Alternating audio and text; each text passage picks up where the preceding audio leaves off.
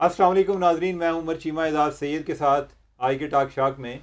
नाजरीन, audio leaks हैं कि बंद होने का नाम ही नहीं ले रही।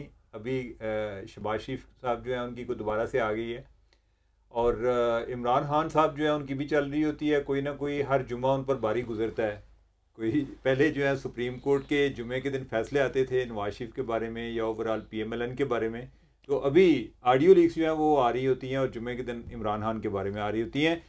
अब सवाल ये है कि ये लीक्स तो जो भी कर रहा है, लेकिन ये ऑडियोज़ बनाई किसने है? ये फ़ोन की टैपिंग हो या बगिंग हो, ये कौन कर रहा है, कौन लोग ने ये? तो इस पर जो है इनकी हम बात करेंगे। कोई प्राइम मिनिस्टर शहबाज शरीफ को जो मुल्क की दो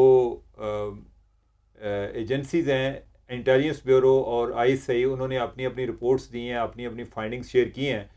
तो एजाज सैयद साहब जो हैं, इनके ये आपको आइडिया है कि इन तक बातें पहुंच जाती हैं जिधर से भी हों, तो हम इनसे पूछेंगे। एजाज साहब तो बताएं, यानी कि मैंने उस तरह बात नहीं की। चीमा साहब, बात ये है कि पहली बात तो ये है कि आपने ना ऑडियो पे ही जोर दिया, अभी वीडियो भी है।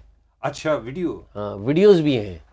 अब तो देखें ना, वो तो कुछ यहाँ पे ना लोग हैं, वो कह रहे हैं कि ब्यूरोक्रेट भी हैं चीमा साहब, और कुछ साफ़ी भी हैं।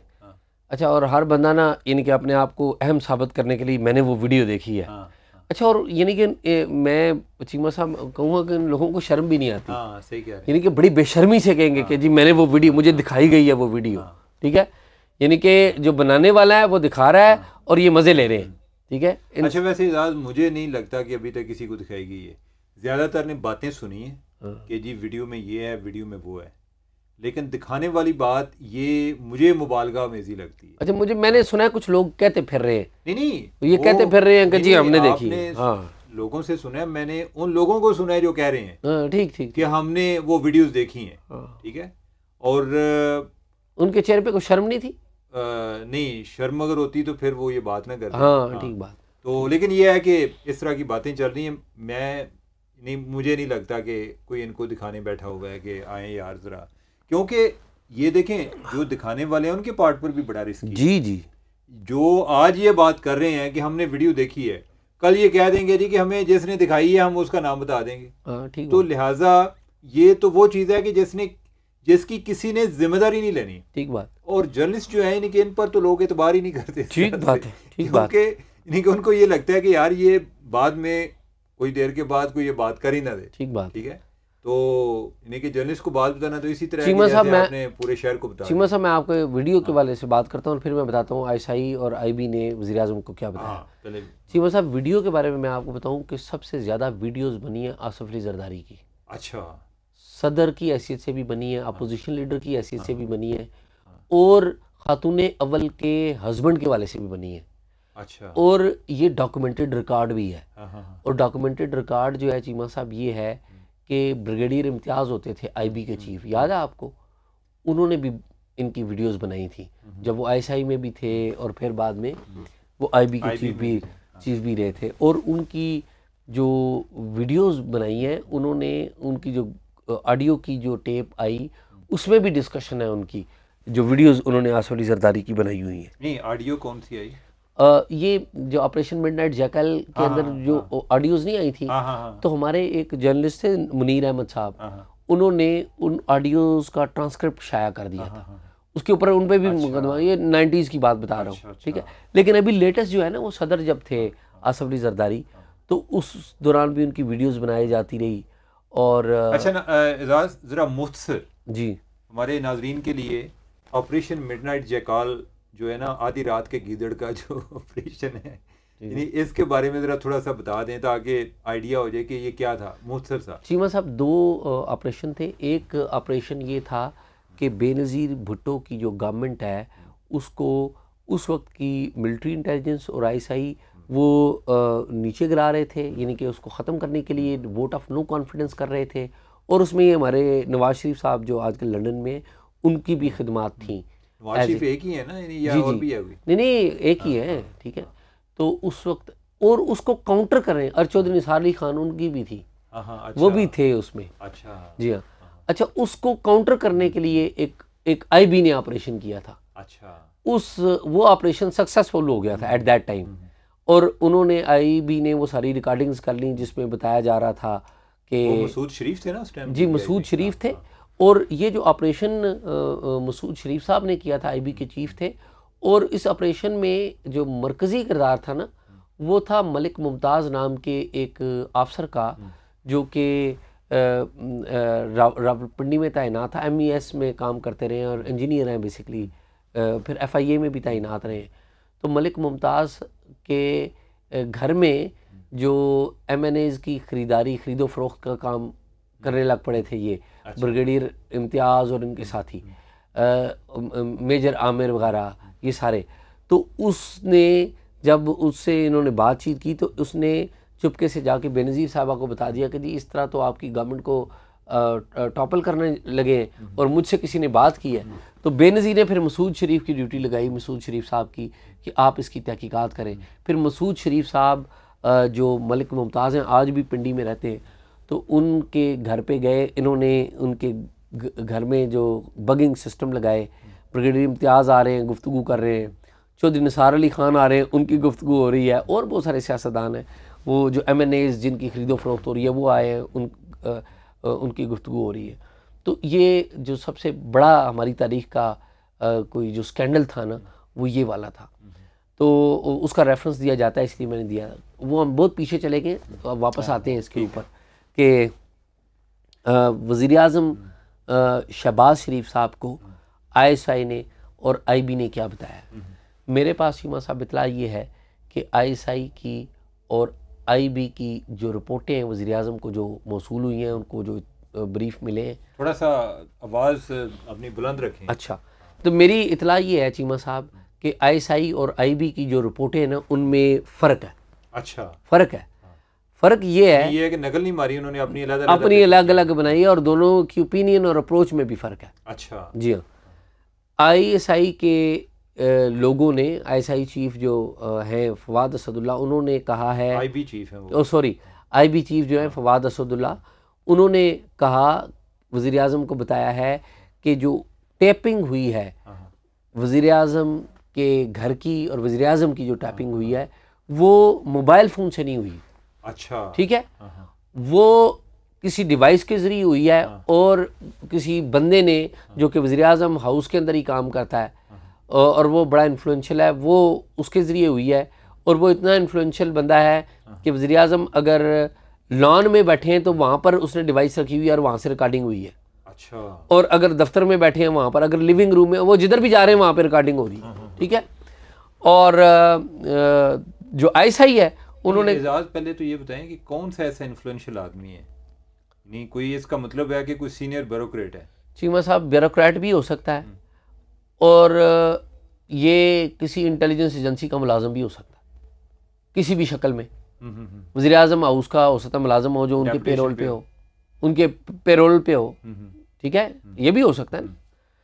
तो एक तो IB की रिपोर्ट है जो मैंने आपको बता दी है। उन्होंने कहा जी ये फ़ोन नहीं आपका हैक हुआ, ये टैपिंग हुई है ओवरऑल आपके। नहीं, उन्होंने कहा कि फ़ोन आप अभी भी बेधड़क होकर इस्तेमाल करें। नहीं बेधड़क इस वजह से परेशान नहीं होना ताकि सिस्टम चलता रहे।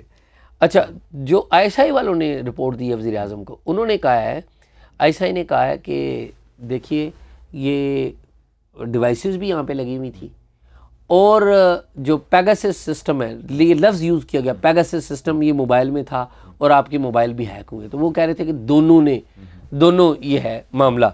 तो अब सवाल ये है कि ये किया किसने। तो ना ISI IB का नाम ले रही है, ना IB ISI का नाम ले रही है, लेकिन दोनों देख एक दूसरे की तरफ रहे हैं। चीमा साहब समझ रहे हैं मेरी बात आप? वो उसको शक की नज़र से देख रहा है, वो उसको शक की नज़र से देख रहा है।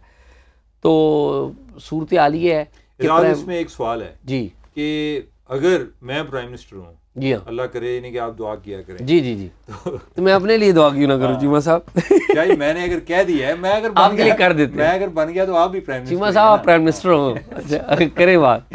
अच्छा, अगर मैं प्राइम मिनिस्टर हूँ तो मैं ये कहूँगा कि ये मुझे बताएं कि इधर पेगासस किसके पास है।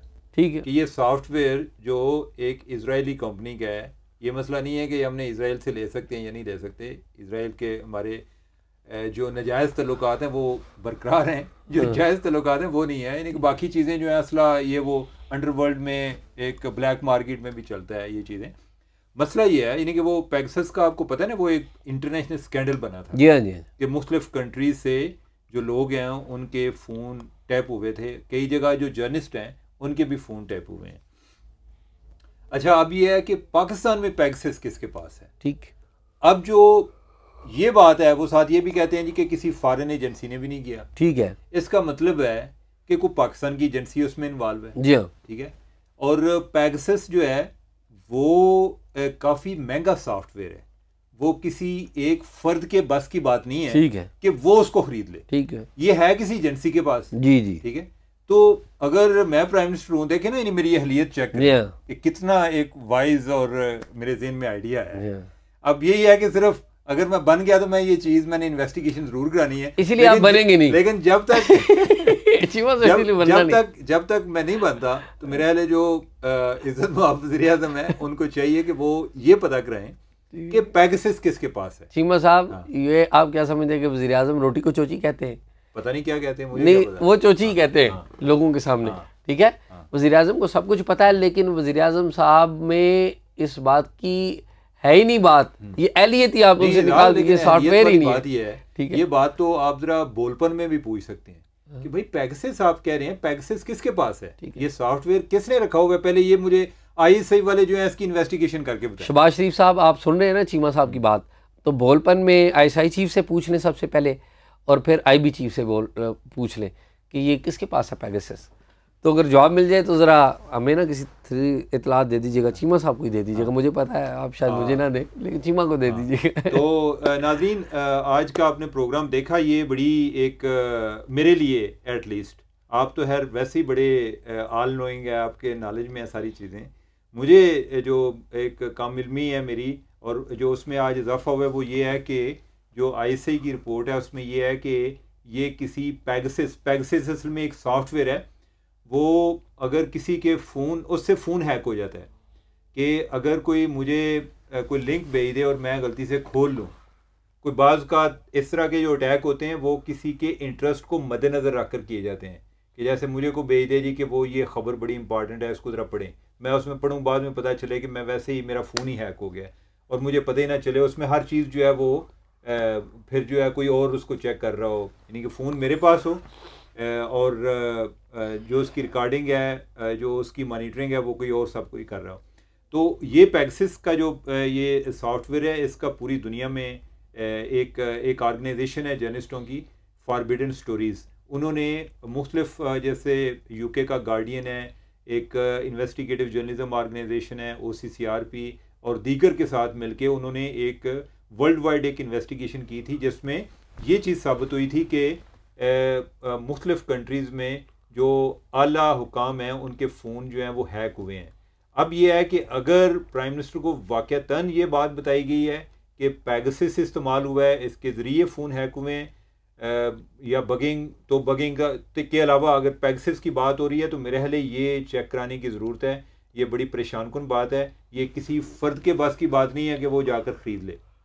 बाज़ का अगर किसी एजेंसी को भी ख़रीदना हो तो वो कई बार सोचते हैं अपने बजट के हवाले से कि इसमें कोई 25 से 30 मिलियन डॉलर तक अमाउंट चाहिए होती है, यानी कि 25 से 30 मिलियन डॉलर का मतलब है कि कोई 3-4 करोड़ डॉलर जो हैं वो चाहिए होते हैं आपको ये सॉफ्टवेयर ख़रीदने के लिए। तो लिहाजा किसी एक इंडिविजुअल ने नहीं ख़रीदा, और साथ इसरार ये भी है जी कि ये किसी फॉरेन एजेंसी ने किया नहीं किया, तो इसका मतलब है कि किसी लोकल एजेंसी ने किया है, कोई अपनों में से ही है कोई जिसने किया है। तो लिहाजा यही चेक करा लें कि पेगासस किसके पास है। तो हमें इजाज़त दीजिएगा और अपना एक फ़ीडबैक ज़रूर देते रहिएगा। अल्लाह हाफ़िज़।